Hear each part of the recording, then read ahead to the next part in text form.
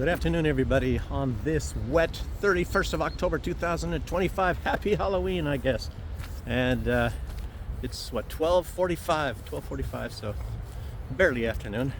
And yeah, if you're looking at the news the past days, it really does look like Ukraine this time is in dire straits. If you haven't noticed in the past, maybe let's see, maybe 2 years ago, or not long after the special military operation started, maybe some months, I was going along with a lot of everybody saying, Ukraine is, they're going to collapse very soon now, very soon.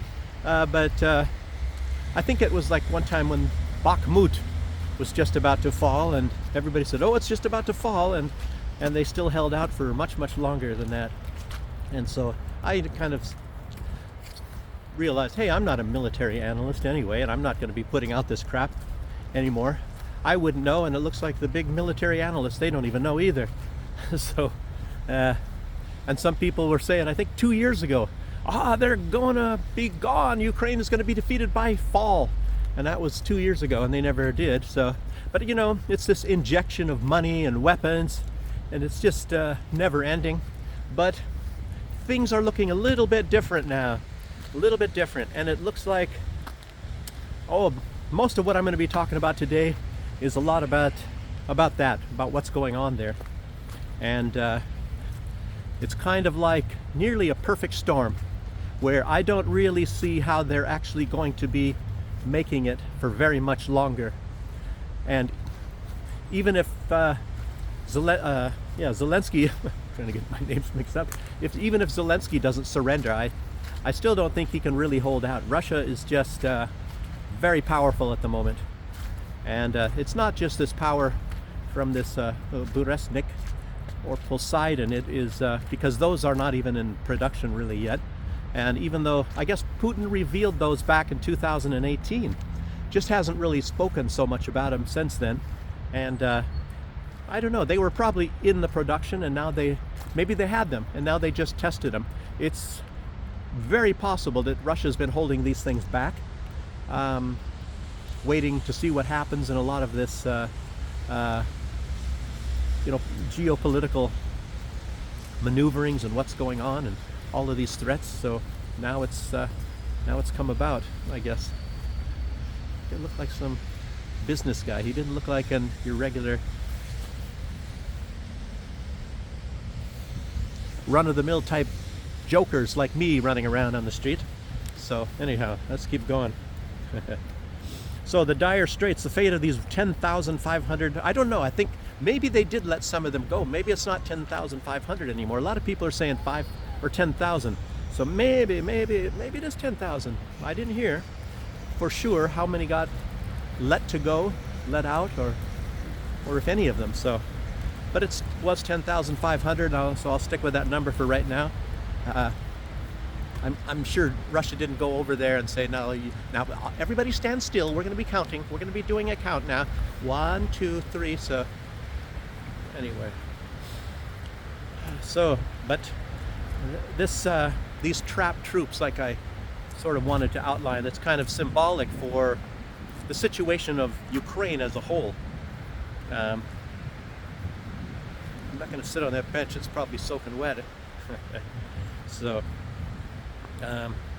but as I stated some videos ago, and I don't know, a lot of people aren't talking about it, but there's a lot of Russians that are frustrated, I guess I would say, with Vladimir Putin. And some are, even to the point of angry. And it's like, I think when I hear them, I go, what the heck?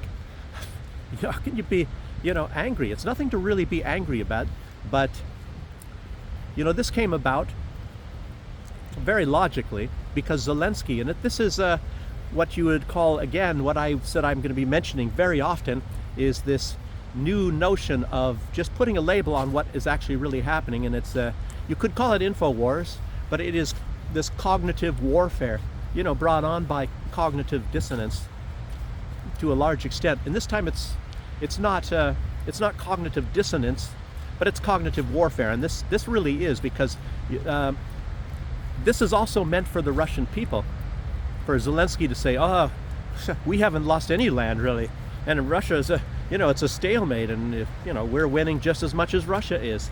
And I was even tempted to say that because you're looking at the map all the time, and it looks the same. It looks the same as it did 2 years ago. I'm thinking, but I don't see any changes. But Ukraine is a big place, and I saw some video with Scott Ritter, and the only the only country that is bigger than Ukraine in Europe is European Russia.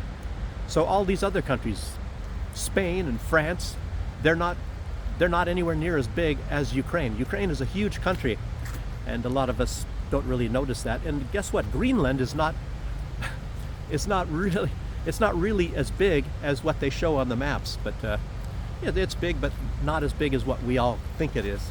I guess it's the distortion on how you make these maps and things. But I guess Africa really is huge. I mean, just for comparison. I was seeing something about maps, and it's really interesting how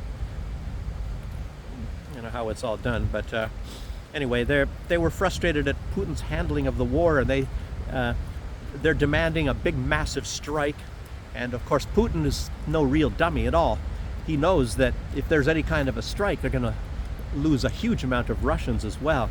And part of this, of course, and it's I think it's very true, that if Vladimir Putin towards the beginning of the war would have made, once they had superiority in numbers and weapons, if he really did make a massive, push and a crushing blow to Ukraine, they would have actually been better off. Everybody would have been better off, but the PR would have been devastating, and a lot of these countries would have been turning away from Putin as what Ukraine is always trying to say, a brutal, vicious butcher, because it would be that devastating, and it would look that way.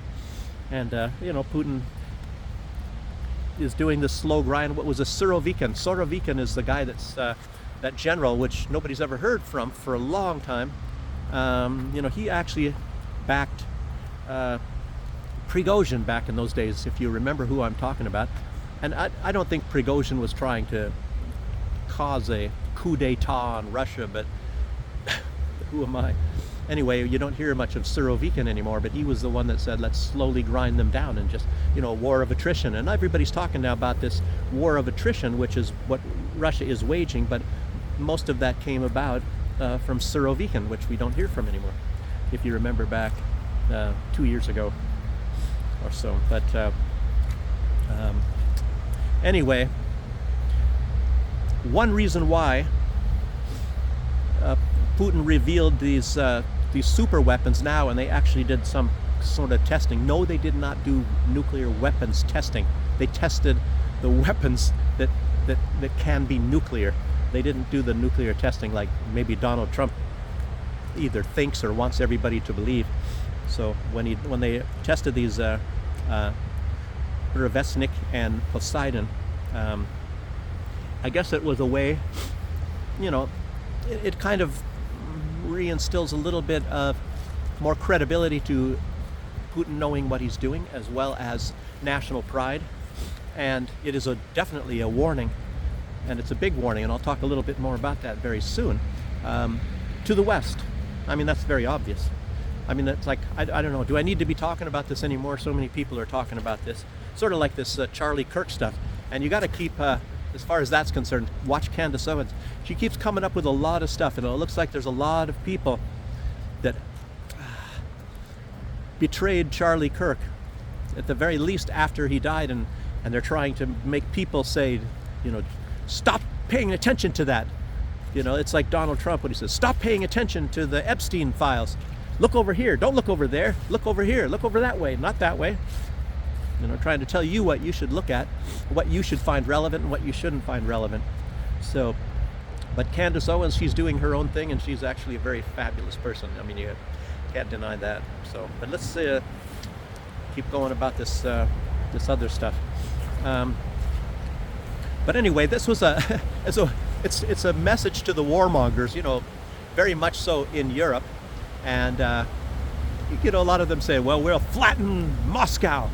we're going to blow it off the map. I can't remember who said that. Somebody in Europe, anyway. It's not even worth listening to these jokers anyway. But I think it served to relieve a lot of the public's pressure on Vladimir Putin, at least that part right there.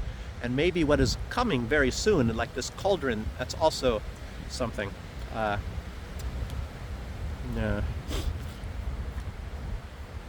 So, I don't know. I don't know. Like I said, it was definitely effective. This cognitive warfare, Zelensky, and to add to that, Donald Trump coming out and saying, Russia's a paper tiger. And I think that really upset a lot of Russians. And it's not that they actually believe that, but, it was insulting in one thing. And then it just make them all say, well, let's look at this again. I mean, yeah, why can't we do like the United States does like in Iraq?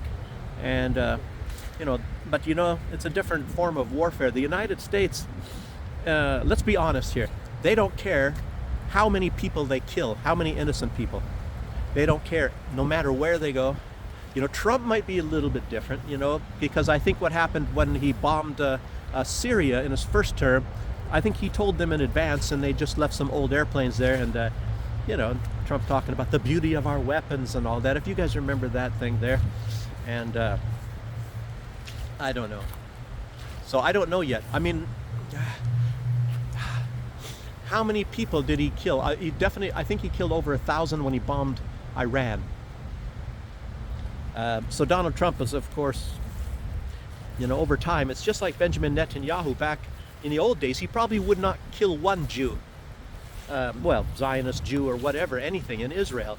And now he has nothing against it, as you all watched him killing a lot of Jews on October 7th at that time. So the vast majority of the people that were killed on that day, on October 7th, 2023, on the border between Gaza and Israel, it was caused by Benjamin Netanyahu. He ordered that.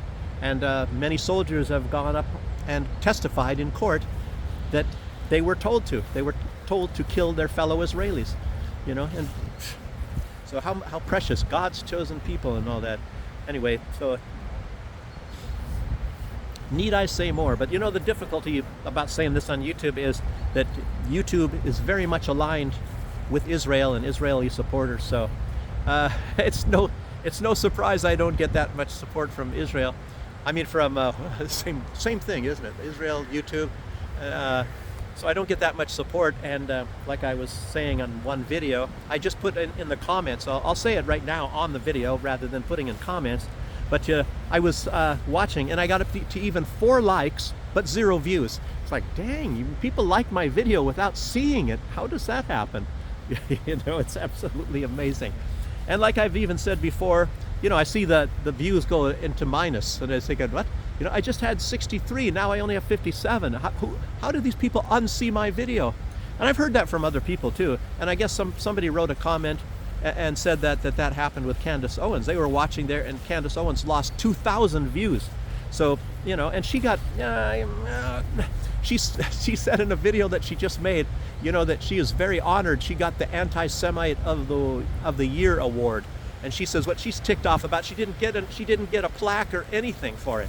So I don't know. I love Candace Owens. So let's keep going here. Let's see, where was I at here? Paper Tiger. Oh, yeah. So anyway, all of that is Putin's response to, a lot of the crap that's going on. So we just saw Putin's, but Zelensky had a response of his own. So yesterday, it's very strange. He issued a ban on Ukrainian and foreign media. Maybe he means foreign media inside of Ukraine. A ban on reporting on those troops that are trapped in that, what they call a cauldron, these 10,500 troops. So you're not allowed to talk about that anymore. It's incredible. There's more about that. Zelensky's trying to cover up any sort of evidence about any sort of bad, he's even come right out and said it. but maybe he will ban himself. I don't know. But he's been saying, oh, it's not, it's difficult, but it's not defeating, And as you all know, Vladimir Putin, he's even given the okay to go for reporters to go into these areas. It is a humanitarian corridor, supposedly, that Russia is opening up. Definitely you cannot go from the Ukrainian, that little area there, to go in there anyway. I definitely wouldn't try that. But anyway, apparently Putin's able to do this. But I don't really see how. I don't know if this is actually going to happen, because what do you? I mean, if these troops are in there, 10,500, and some reporters come in, well, what's to keep these troops from holding these reporters hostage, or whatever? Maybe they have to sign some sort of a deal that they're going in at their own risk. And I was kind of thinking, wow, would I do that? And I was thinking about getting on some sort of a bus or something to get down there, and maybe I would go in and do that. Because with my charm, as you all know, they won't keep me there as a prisoner. I'm joking. Anyway, that's kind of a chancy thing for reporters to be going in there and going into the mouth of the lion. So I guess you would say the captured lion, the chained lion. So anyway,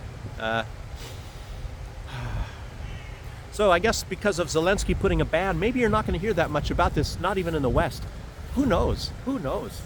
I don't know. The Russian Ministry of Defense says the main overall reason for the ban is to preserve conditions for embezzling, for the government of Ukraine to continue embezzling Western funds allocated for the war. So as you know, and how this stuff works, when you see this big bunch of money, going from the United States to Ukraine and all that, they don't actually give it to Ukraine all at the same time. I was even working with somebody, and he was thinking, well, hey, they just gave them $2 billion, and now they're giving them 300. And I said, no. That money that you hear, this, for example, this 175 million, whatever Joe Biden was always giving, like every month or 2 months to Ukraine, it comes out of what was earmarked for this, like, say, 5 billion or 10 billion or whatever that they did it. So they just keep whittling it down until that money kind of runs out, and then they have to allocate more, from Congress and things. So that's how that works. So it's not like, oh, they give them 20 billion and then they're giving them another 175. You just have to remember that. But anyway, Zelensky still has money for the war that is allocated to him, and he wants to keep this going. But apparently a lot of this money that is supposed to be coming from the West, it's supposed to run out completely in February. So Zelensky has to kind of keep up this charade up until February to keep this money coming in. And as times get desperate, a lot more of this money is going to be going to some nice villas and things all over the world, as well as to other enablers and things like that. I mean, it's like pretty obvious, isn't it? When times get tough, the tough get going. So you got to start saving for the big getaway. But I don't think that he can actually get away. It's really strange. I don't know. I'm not inside, but you got to, he can't really get away, and the West are his handlers as much as his Nazi Azov people, or whatever you want to say. So he's actually trapped. He's sort of like, what was that in Iron Man, I think? Wasn't it that in Iron Man? When you had the Manchurian candidate thing, or the Manchurian, I don't know. I think I mentioned that before. So, and at present, Ukraine is refusing to take back any of their dead soldiers. And, Russia is saying it's because they don't want people to see that. They don't want, it actually shows that they're losing, because there's a lot of dead bodies and remains. So they want to hide that. And they also want to save the money on compensations for the families. So when it's somebody who is missing, a missing soldier is not a dead soldier. But when the body is there, then it's a dead soldier. And I think they're supposed to be paying huge amounts of money. I guess it's a lot of money, more than I think what the United States gives. I think if somebody dies, I think I remember back back in my day, it wasn't so much money. I mean, considering the fact that you're friggin' dead, I think it was like $30,000 or something. And I think it's much more for Ukraine. You know, compliments of the U.S. taxpayer, of course. I don't know. But anyway, these cauldrons are not the only signal that might indicate Ukraine could soon be defeated, but there's a massive decrease in weapons that's about to begin.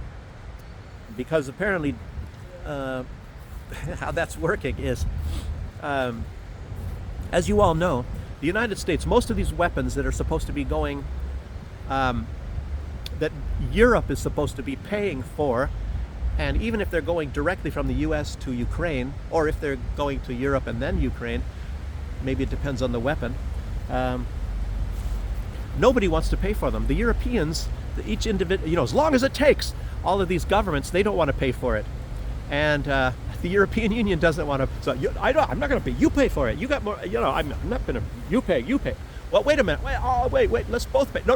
I don't want to pay. You have to pay. You have more. You know, nobody wants to pay for this. And so the whole plan, you know, and a lot of this was gone through Kaja Kallas, supposedly. It's supposed to be the frozen Russian assets. We're supposed to be paying for all of these weapons. And of course, that wouldn't even get you that far, because that's maybe it would let them go another year. It's enough for maybe a year. I don't know, what was it, 300 billion? 300, that would go a couple of years.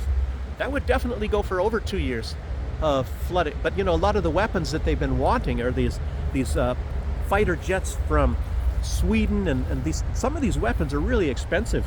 So maybe it's not quite 2 years, but anyway, they can't agree on how to get these frozen assets. And as it's turned out, this Euroclear, I guess it's what it's called, this firm, and as far as I know, that's a private firm. I don't really know.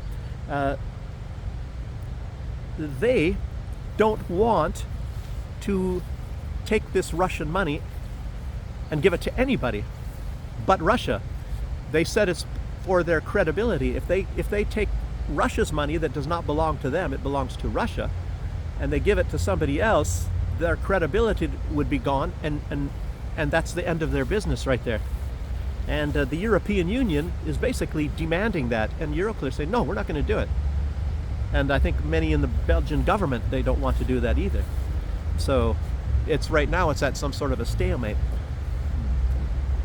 So who knows, if they actually give it, then then they close the doors, or maybe they're going to offer them something. Well, just rebrand your company with a different name. Like don't call them Blackwater, call them C or X or whatever whatever Blackwater was doing when they changed their name. How many different times? Because they are killing a lot of civilians. If you guys remember that, maybe that, I think it was this Eric Prince or whatever, the guy that was running that thing. It's supposed to be a Christian organization. Christians that are killing innocent people. How beautiful. So anyway, and I think Trump is saying, you pay first and then you get the weapons. So it's not going to be on a credit. He likes to remember Zelensky. And if you don't give us the weapons, give us a credit. But apparently that's maybe, I don't even know if Joe Biden was doing that. So, and Ukraine not only has a money problem, they have a manpower problem. And the money problem is also a weapons problem, as you see. And now they have a manpower problem. They have for quite some time, getting these people off the streets and trying to attract foreign mercenaries. And, I think that maybe they should, maybe Donald Trump or somebody should give the okay for Macron to send his Foreign Legion, his 2,000 Foreign Legion people in, and as like it's like Starmer, like a British bulldog, like this. You can see, it reminds me, you walk by, and I mean, I've even walked by when I go on these little walk-arounds or something like that. You see these dogs, and they're going, they're tied up. And you say, oh, you better hope that I don't come untied, because I'm going to rip you to pieces. And I've been by a lot of dogs like that too. And if somebody lets them go, they run the other direction. It's absolutely incredible. You know, but oh, it'll hold me back. It's like watching a Charlie Chaplin movie, you know? Like they start taking their coat off and somebody has to hold them back, you know? If you watch those old black and white movies, pretty funny, you know? So, anyway. So let's see. Manpower. As long as it takes, of course. You know, and as far as this too, you know, they're not even, I guess they're cutting down the training time. So when they snap these people up off the street, they get like 1 week of training and then they shove them to the front lines. And of course, they want to do this from Odessa, get these people from Odessa because most of them are Russian people. And then they would rather see the Russians getting, you know, killing the Russians, the ethnic Russian people. So, wow, incredible. There's a military analyst, a Russian military analyst. His name is Igor Kravchenko. Sounds Ukrainian. I don't think they even said that was that. But anyway, it's a military analyst. Maybe it's Ukrainian. Says this invention of Burevestnik and Poseidon is probably a true guarantee that there won't be a World War III, at least for now. But he said there won't be a World War III because it's like, I guess that's what you call it when you have a game changer. A game changer, like the game is changed and you have all these threats, you know, from the European Union, you know, the bulldog, and you better be lucky that I'm chained up or I'm going to tear you to pieces, you know. But I don't know. You never know. They're going to be talking tough. And like I said, a lot of times, just the mention and the threat of threatening war is enough for a lot of them because it's a lot of time it's mostly always money. It's money. Money is always tied in the West, and like I say in so many videos, a lot of time it's like you look at these countries and maybe to a certain extent even China, but definitely Russia and Belarus. The driving force is not necessarily money. It is people and the land that they are attached to. So that is the driving force of the decisions of what Russia and even Belarus does. So, and if you ever noticed, you know, how much in the West, they badmouth Lukashenko and all that. And at one point, I think it was Poland or something, they're saying that he was going to invade or something and take over something. You know, they took something out of context. It was pretty funny actually when you know the real truth about it. But Lukashenko has never had his sights on any land from any foreign country, and it might be, you know, it would be strange, and I would have to take my words back if something happened, you know, like a huge collapse of Ukraine. But I still don't think he would even take anything part of Ukraine. But as we know, Ukraine, Russia, and Belarus are the family of the Eastern Slavs, and you have the you know, different Slavic groupings, but they're supposed to all be related. And it was like I said, the West probably believes that they can give themselves a big pat on the back to get brother killing brother. So they're very probably happy about that amongst Russia and Ukraine fighting each other. Lukashenko was masterful enough to at least be able to a large extent staying out of it. And anyhow, so there was another Russian military, this definitely was a Russian military analyst. His name is Colonel Rustem Klupov. He's got the Hero of Russian award, and that's a very, very prestigious award. He was an intelligence officer. He's a veteran, and he has another perspective. And when I say it, it sounds sort of simple, but it's not that simple. It's a very interesting perspective, and it's in a way brilliant, of course. And he made this statement like saying the West will not allow the 10,500 troops to surrender. And of course, the point man is Zelensky, obviously. So They will not allow Zelensky to allow the 10,500 troops to surrender, because his you know, in that sense, you know, his reasoning is that it would allow Russia to then redirect the equipment and the manpower to other places, and that's obvious. See, like I said, now it sounds simple, you know. Though that's absolutely true, because at this moment, he didn't say this, but I say this. I mean, it's obvious that the Russian military that's in that area, they're also pinned down. Not only the Ukrainians, they're probably kicking back and smoking cigarettes, and the Russians have to keep their eyes open. So they're pinned down, occupying, so to speak, these trapped soldiers. So the Colonel Rustam Klupov also said it serves the US, the UK, and the French and the Germans, like I was just saying a minute ago, that Russians and Ukrainians are fighting and killing each other. And I've said that how many times? And I think even Scott Ritter has said that. You have to realize they are overjoyed. The West actually, and you know, it might surprise a lot of you. I mean, if you're really dumb, if you don't have to. It's not dumb if you're not a little bit aware of the situation and things that go on, or you know, maybe you have to be a little bit older, like myself. And historically, they know that the Ukrainians and the Russians that Ukraine was always a part of Russia, at least back in those days. And there is no difference between Ukrainians and Russians to them. It's not like all of a sudden you snap your fingers. Oh, the Ukrainians are one of us now. Now we love you. Last week we hated you, and this week we love you from now on, as long as it takes. But in truth, that's not true. I mean, that's again another part of this cognitive warfare. You know, you can change these people's opinions from one day to the next. First they love you, and then they hate you, and then they hate you, and then they love you, back and forth.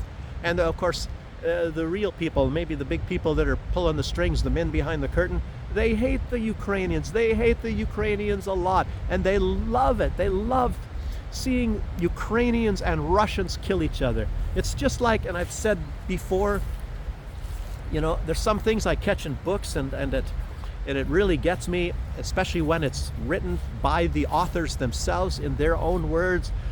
Like it was in this book, Every Spy a Prince. It's a, you know, Israeli intelligence, and I think it was part of this one intelligence group that was at that time, it's disbanded, but they were there to steal nuclear secrets, you know, to make nuclear bombs and things like that. I believe that was the person that wrote that was part of that. There's actually 3 people that wrote that book, Every Spy a Prince. But and I was thinking they're confessing their crimes, and you get to the end of the book, and they're actually proud of everything that they're talking about there. But in the book, towards the end, they said that one of the biggest accomplishments that gave them pride was to get Christians and Muslims to be killing each other. They said they're so happy. That's one of their 3 biggest accomplishments, is to get Muslims and Christians to be killing each other. And so this is another moment like this.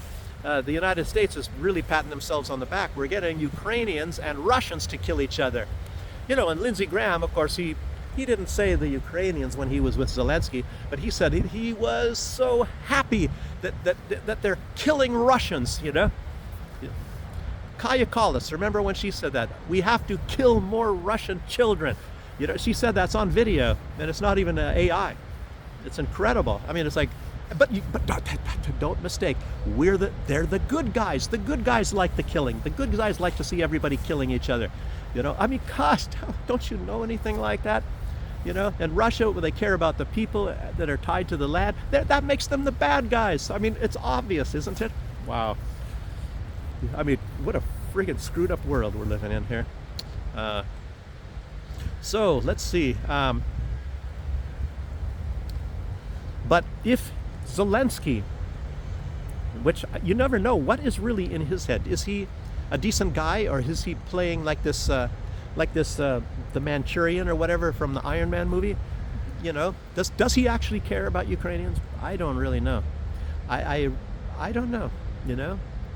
Maybe, I mean, how could you go through all this for these years and do all of this killing and send your your people off in the hundreds of thousands of his own people, and these massive, completely filled up and crowded graveyards of all of these dead guys.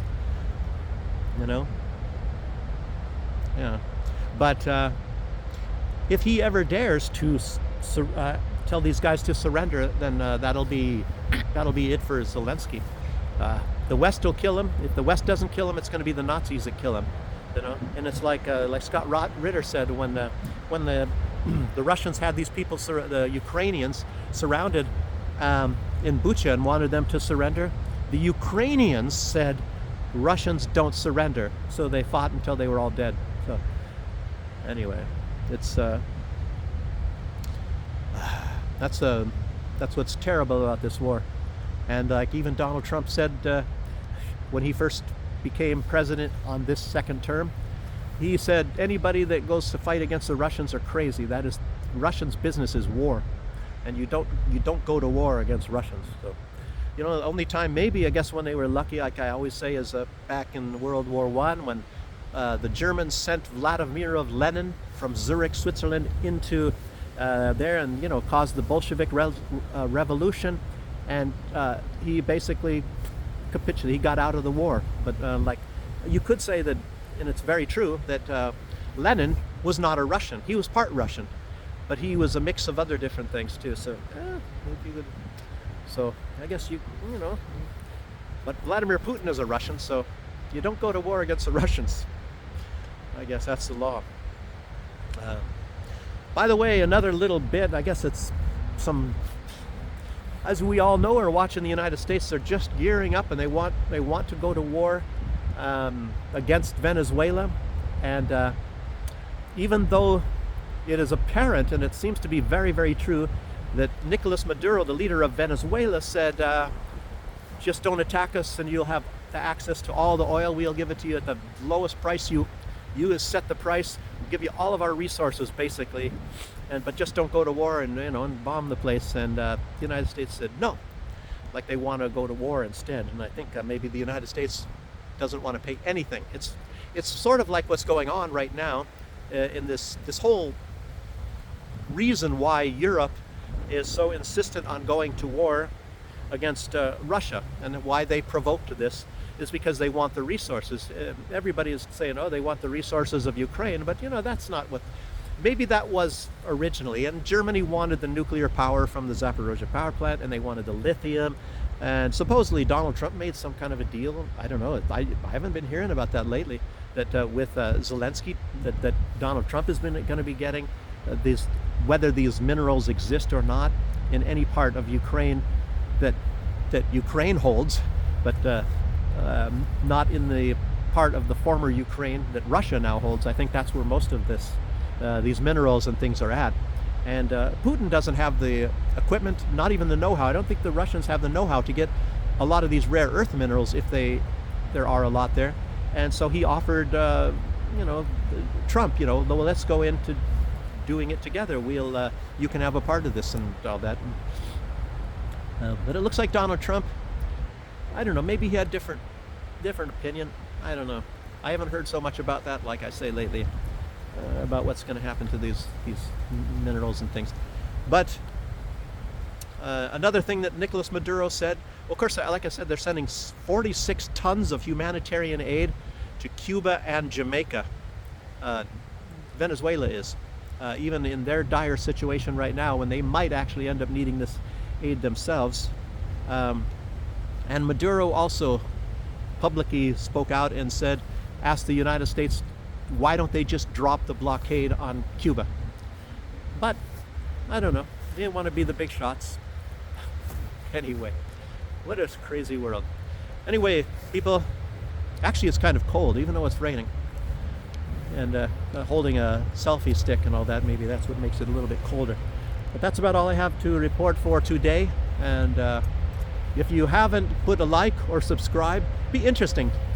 And sometimes, like I said, I'm still, it's taken 4 or 5 hours for YouTube to upload a 40-minute video for me, and like I said, they're blocking a lot of the views and things. I don't know. Oh, somebody, young guy, I can't remember his name, a new subscriber. Anyway, if you're watching the video, thank you for subscribing. And I went to his channel, looked at some things, and he's a talented guy, you know, up on stage. And well, you guys wouldn't know who it is, I guess, since you don't have the channel. But anyway, a guy, and he's talented, and I think he does a lot of comedy things on stage, and I think it was him even singing. If you're out there, you know, even good singing, talented guy, I put a comment on your page there. So anyway, everybody, thanks again for joining me, and I'll see you next time. Bye-bye.